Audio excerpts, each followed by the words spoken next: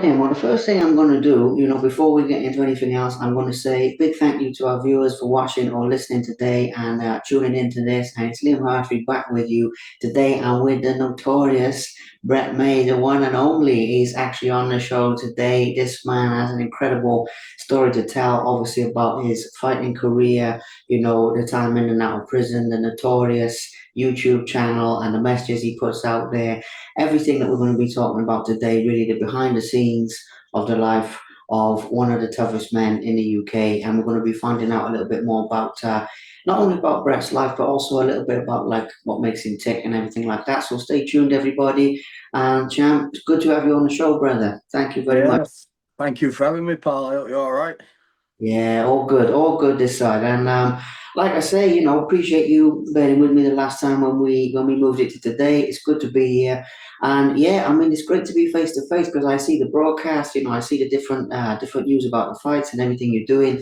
So face to face is awesome. Now I'm going to touch off with something because watching today, some people will know the story all about you, and some people will be hearing a few things for the first time. So as I understand it correctly, last year they set you free. You got out, if I'm correct with the timeline on that. How does it feel to be a free man? I mean, let's kick things off with that one. I'm not gonna lie, it feels good, mate. I hate prison.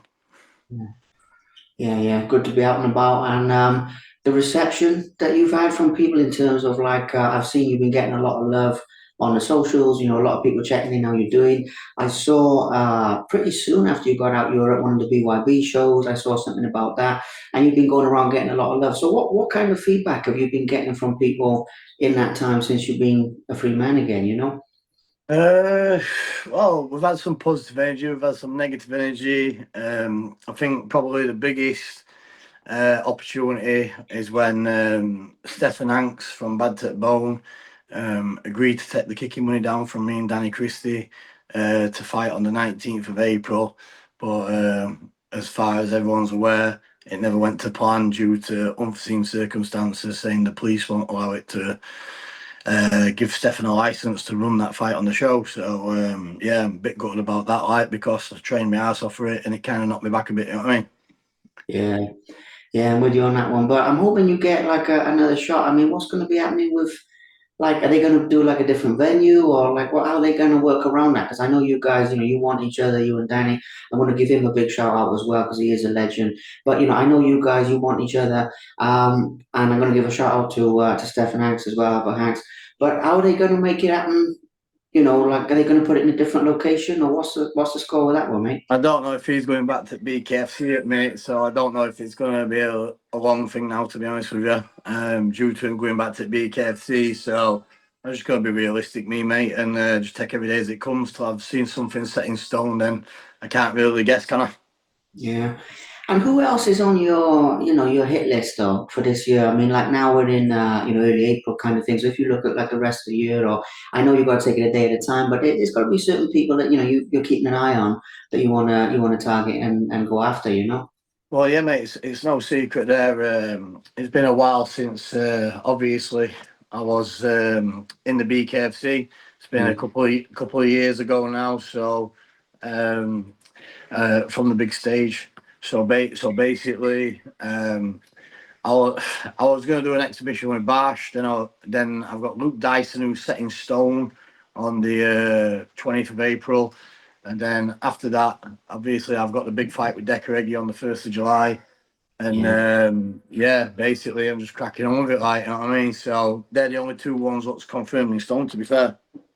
Absolutely, absolutely. Yeah, awesome. And I'm glad we give that a mention because, the best in the game and Luke Dyson, absolute legend. And Decker, yeah, now you've got a lot of history. You've got a bit of history with Decker, haven't you? Because obviously a lot of people will know this story, but anyone who doesn't know this story, I do want to actually touch on that because it's a bit tasty. I mean, I heard you guys have got a bit of history going back away.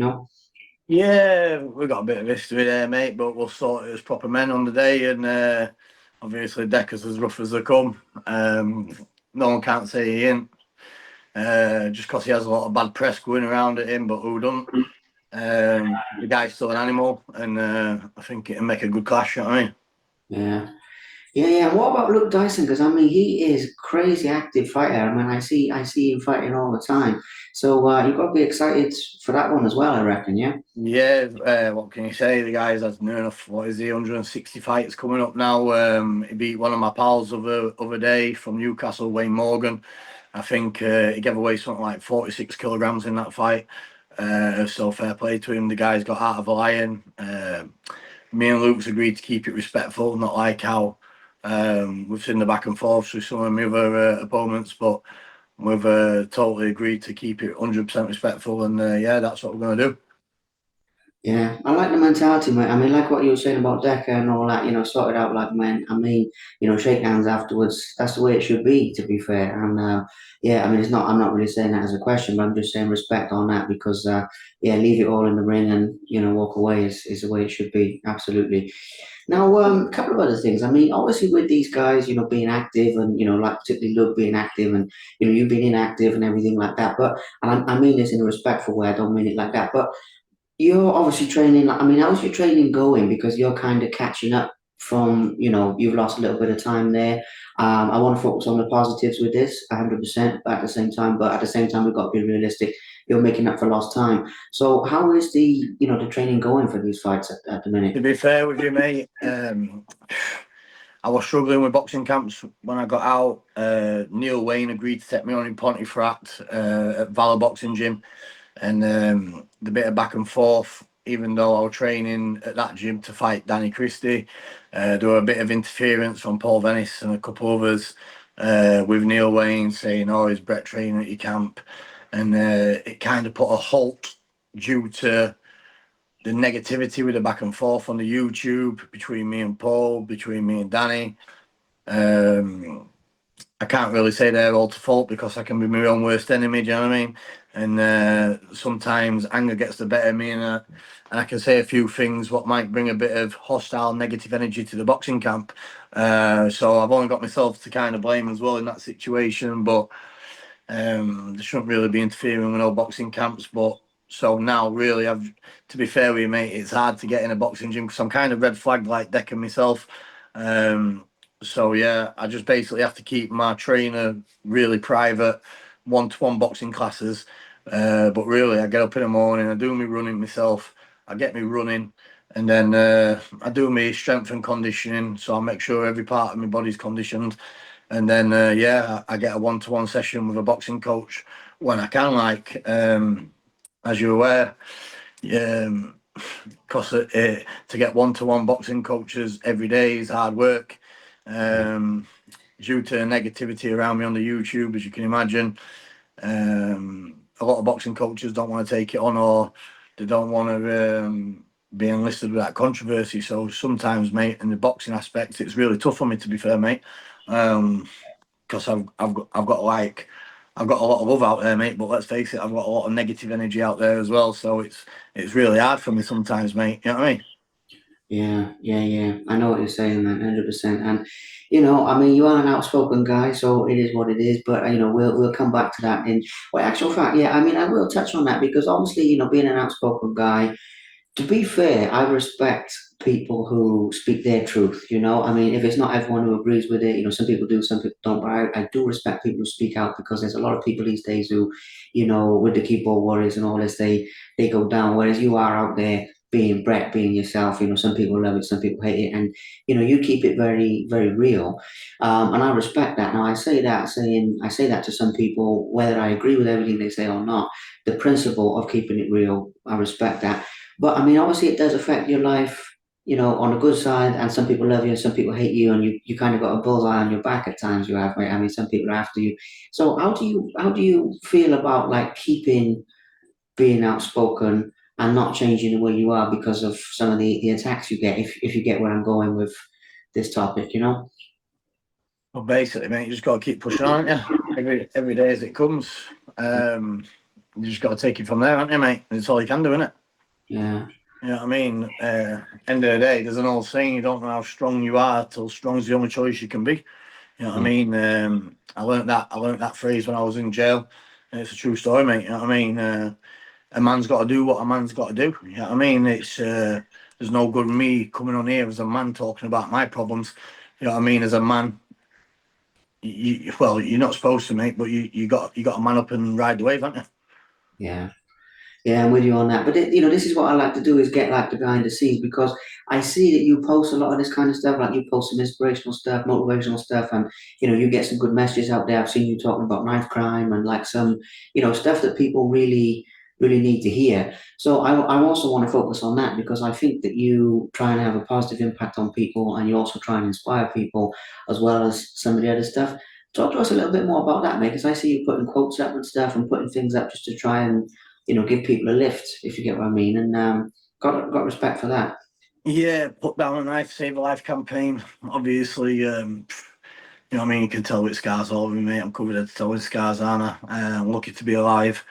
Um, it's no joke. All it takes is a centimetre cut and anyone can die. You know what I mean? I think too many young men these days in UK have been killed with knives, and it's quite easily done. You know what I mean? People listen to rap music growing up, or people are too scared to have a fist fight, so they grab a knife instead. You know what I mean?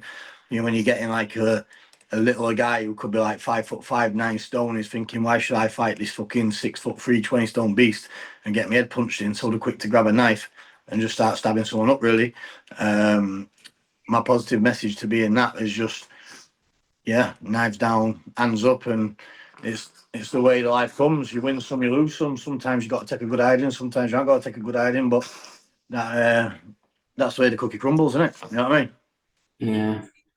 Well, yeah, I'm all with you on that one, mate. I mean, at the end of the day, when you look in the mirror and you know what you see when you look what looks back at you, I mean, that's what counts. But yeah, I love the message. I got all the respect in the world for the message and all this. Now, another thing that I think is good for the youngsters out there, because I do try and get these messages out there myself, your time in prison and everything like that, how has that changed your outlook, like your perspective on life and on day-to-day life? Your time, if you look at like before prison, this last time, or maybe before that till now, has it changed like your mindset and like what's important to you and all that kind of thing? Yeah, of course, mate. Yeah, yeah. I don't ever want to go back in jail again. The place is shit all. I hate the place, mate. You know what I mean? It's a waste of life. I've Yeah, done 12 years in jail. It's no good. yeah. That is crazy, mate. I mean, this is a thing I wanted to touch on, but to be clear, like I've said before, I do want to touch on the positive sides. I keep it real, but I keep it positive. However, you're in a good position to give that advice to the youngsters out there. I mean, like we were saying before about like the knife and all that stuff. I mean, the world's changed now from when you went into now. What would you say to those youngsters, not just with the knives, but like when they're heading down the path where if they keep going, they're going to be looking at serious time like what you've done. I mean, what would you say to those people? First thing I say, don't do it. Get yourself a job. Get yourself a good business behind you. Don't do it, but they're not going to listen, are they? Yeah, I mean, people. Well, I hope some people listen, but when I was younger, no matter who it was, you couldn't tell me I was too headstrong. I had to learn my own mistakes. You know what I mean? But just don't do it. You know what I mean? Trust me, it's not worth it. Yeah, well, I appreciate that, mate, because I have a lot of guys on the show as well, ex gangsters and ex criminals and all this. I try and put that message out there. So 12 years in total. I mean, that is crazy. I got to ask, man, how do you? I know you're going to say, you just like you said earlier, you just got to man up, you just got to get on with it. But I mean, that's some serious bird that is, mate. 12 years. How did you stay together up here and believe, you come out the other side, you'd be fighting again, going to make a success of yourself? How did you never give up in there during that time? Because that needs to be mentioned. You listen. What choices have you got, mate? It's either that or suicide, and suicide's not an option, mate, is it? You know what I mean? I'm not letting the system break me. You know what I mean? It's as simple as that. Um, every day you wake up, you take it day by day. You know what I mean? Tomorrow's a new day, and you just got to crack on with your training, release some endorphins, and focus some positivity in your prison time. So how I did my prison time was just train, train, train, train, train. You know what I mean? Yeah, keep the discipline. I love that. I love that because the reason I'm asking, mate, is not to like probe into your life in that sense, but it's just you go in there and I speak to a lot of guys. You got two options. I mean, you can either like pass the time and waste the time, or use the time to build yourself up and make yourself better. So I think that's a good message in and of itself. To be fair, so with the fighting side of it, most people will know the answer to this, but some people won't. How many fights have you had all in all? And I mean, I don't know if you want to include like fights on the street as well, or if we're just talking about the ring or the cage or whatever here. But obviously, I've seen BKFC and Rob, big shout out Rob Cunningham as well, great guy, good mate of mine. But yeah, I've seen that and everything. But How many others? How many are we talking about all in all, mate? With your fighting career? So I'd say I've had, sorry mate, camera knocked off. I've had about 12 unlicensed, I believe, with gloves. Um, Something like I think 14 as amateurs. That's including juniors and seniors. Hay bales, amateur bare knuckle, and then obviously I had the one BKFC professional bare knuckle. Obviously out the ring. I don't even want to say without looking like a dickhead, mate, but countless. You know what I mean? Yeah. And you obviously you were saying earlier you've got scars all over you and all this. Is there a story you can share about like times you got stabbed, you got shoved up, or you've had something like where you've come close to death and you've come back from it? I don't want you to say nothing here that's gonna like, cause you any trouble or cause anyone else any trouble. But I also know people will want to know because there's a lot more to Brett May than what we're seeing today. There's a lot of history there. Are there any stories like that you can share with us where you've come close to, not basically not being here in a fight, but you're still here? Yeah, as you can see in my neck, mate, that jugular one there, mate, it's a nasty one, isn't it? Yeah, of course, there is that beef's squash now type of thing, but yeah, fighting a group of men on my own. Yeah, and basically for a long time in a shop, just going hell to leather, mate. I didn't even realise I was getting stabbed at the time. Adrenaline, drink as well. I had a few drinks because it was England versus Croatia semi-final 217 World Cup. So I think every party must have been pissed up and had a lot to drink, and everyone got carried away with the sins. And yeah, I'm lucky to be alive, to be fair. So it's definitely a learning curve. Yeah, knives are dangerous, mate. Yeah. Well, this is the thing. That's what I wanted to say is you speak from the real, the real experience. But then I've also got to say as well that that gives you a different edge as a fighter in the ring, doesn't it? I mean, because like fighting in the ring or the cage or any type of thing is like it's basically nothing compared to, something like that. Do you think it gives you like a mental edge over some of the guys you fight? Depends how you can focus it. You know what I mean? I think a lot of people what went through what I went through might be scared of their own shadow now. You know what I mean? PTSD won't leave the house, won't leave nothing. You've got to tell yourself, listen, it can either make you or break you. You either use that energy to fuel you to progress yourself and evolve yourself as a fighter, or you can sit in a box room and be scared of the world. Choice is yours. You know what I mean? Evolve or devolve. You know what I mean? And I chose evolve. That's that. Yeah, but you speak about PTSD as well. I've seen videos that you've put out there about it. I saw one recently. You were just saying PTSD is real and raising some awareness. I want to go a bit deeper into that because look, I know that you are mentally tough and you're old school. You got the old school mentality, the real fighter mentality. So I say this with respect, and you chose evolve, not devolve. Okay, I love the saying. Can we go a bit deeper into that process, though, mate? Because there's a lot of people out there who are struggling with that kind of thing. Maybe they're not at the level where they've chosen evolve yet. They want to, but they don't know how. And can we go a bit deeper into how you overcame those? Like I don't know if you had flashbacks or what kind of thing, but that's Yeah, mate. I won't tell you a lie now, mate. Obviously, when something happens to you, mate, then obviously it's always going to be there for the rest of your life. You know what I mean? Certain situations when I'm in restaurants, I can't have my back to anyone.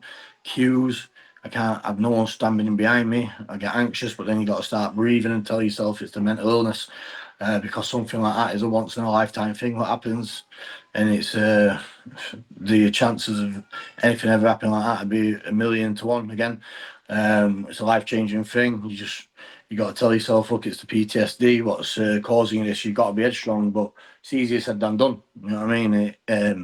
Don't get me wrong. I've had times where I've had episodes with it, and yeah, and every day is a learning curve. All I can really say to is anyone if they're really struggling like that, please seek help. Go down your CBT programs, your EMDR programs for PTSD, and it really does help, especially the EMDR hypnotherapy. It's great stuff. yeah. Yeah, hypnotherapy. Yeah, I mean, getting into the subconscious mind and everything, and oh, it is amazing. But do you get a lot of people reaching out to you, like who want help? Because obviously you're putting the posts out there and things. I'd imagine you get some messages of people asking for advice and all that kind of thing. Do you? Yeah, man, I try and do my best to help people, bro, without all the bravado on that side. If anyone really genuine needs help, I'm always there and I'll try and talk. Um, I think best form of mental health is talk more. That's that, really. Yeah. Yeah, yeah, get it out there. Don't bottle it up. I mean, bottling it up is the worst thing. But this is why I wanted to show like the different sides of you. To be fair, mate, because I watch your videos, right? And this is not a question. I'm just going to say something. And you kind of remind me. Did you ever see that old thing like when you were a kid or something with a cartoon where there's like the angel on one shoulder and the devil on the other shoulder, right? I mean this respectfully. And you kind of remind me of that. Like you definitely got the angel on one shoulder, but I'm not saying you're an angel either because you definitely got the devil on the other shoulder. And when I look at you, yeah, I see a real contradiction, if that makes sense. And part of the reason I wanted to do this today is to show the different sides. People can make of it what they will. But I think a lot of people look at you and they see one side. You know, they see they see the crazy side. But you've definitely got that other side, and that's not really a question for you. But I'm just saying, I'm talking to you now, and I can just picture that like angel on one and devil on the other, if you get what I mean. So. No, I think you're 100% right, mate. I think there's good and bad in every one of us, to be fair. You know what I mean? If there weren't good and bad in every one of us, then, you know what I mean, Christianity would be a lie, wouldn't it? Because there was no one born on this world without no sin except for Jesus Christ. Without putting it bluntly like that, mate. You know what I mean? I think we all can be evil. I think we all can be good at some certain stages in our life. Yeah, amen to that. And you a man of faith? Then you've got some spiritual faith of you, or what are your thoughts on that side of it, mate? Yeah, I'm Christian, me, mate, yeah. Yeah, yeah, I've seen a few of your posts, but I love that. I mean, same here, and yeah, it just changes your life. When I brought God into my life, it's a whole other story. I won't get into that, but let's just say I'm with you on that 100%, and changes your life. Yeah, yeah. Okay, cool. So, all right. So we've talked about the the good and bad side and all this kind of thing. Actually, I do want to touch on that real quick. When you became Christian, when was that? Was that like in prison, or was that like before or after, or what's the time? Nah, it was from years ago, Liam. Yeah. Yeah, Liam, listen, something's come up there, yeah. I'm gonna have to cut this short. Is that all right? Yeah. All right then. One other question then. All right, mate. People reaching out to you and the socials and all that side of things, mate. Everyone knows the YouTube channel. What's the deal with the other socials? Because I've seen like different things coming and going, but how can people connect with you if they want to follow the journey and I'm everything? just sticking to the official Brett May YouTube channel, mate. That's all. I'm really going on social media now, pal. Yeah. All right. Well, I will say to our viewers then, anyone who wants to know more, plug in there and yeah, join the journey. And all I'm going to say, mate, good luck for those upcoming fights. Absolutely massive respect to you. I just, before I know you've got to go, but I just say real quick, I appreciate you sharing the inspiration because that's what I wanted to do today, something that's a little bit different and not the same as what people are used to hearing from you. So appreciate that very much. God bless and God bless you, mate. have a great day. Have a great Thank weekend. you, mate. You too, pal. Cheers, Cheers. mate. Bye Bye. now. Bye bye. Thank you very much for watching. Please subscribe to the Simply Inspired YouTube channel, and there'll be more videos coming soon.